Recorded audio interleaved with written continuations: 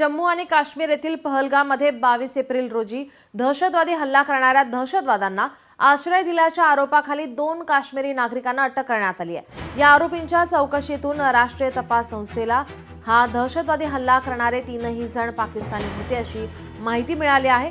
एनआयएने दिलेल्या माहितीनुसार दहशतवादी बटकोटे पहलगाम येथे परवेज अहमद जोथार आणि हिल पार्क पहलगाम येथील बशीर अहमद जोथार यांच्या घरी गेले होते आणि दहशतवाद्यांकडून त्यांच्याकडून जेवण घेतले होते अशी माहिती समोर आली आहे। चौकशी दरम्यान त्यांनी हल्ल्यात सहभाग असलेल्या सशस्त्र दहशतवाद्यांची ओळख उघड केली आणि ते लष्कर-ए-तोयबा या दहशतवादी संघटनेशी जोडले गेलेले पाकिस्तानी नागरिक होते याची पुष्टी देखील केली असे एनआयएच्या प्रवक्त्यांनी सांगितलं आहे।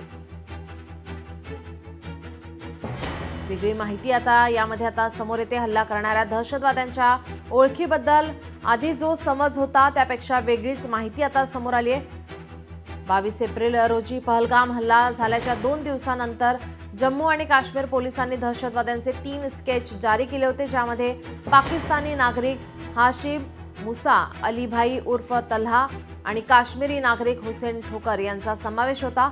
एनआयए सूत्रांनी या संदर्भात माहिती दिली आहे। स्केच जारी करण्यात आले होते ते तिघेही पहलगाम येथे हल्ला करणारे नाहीत।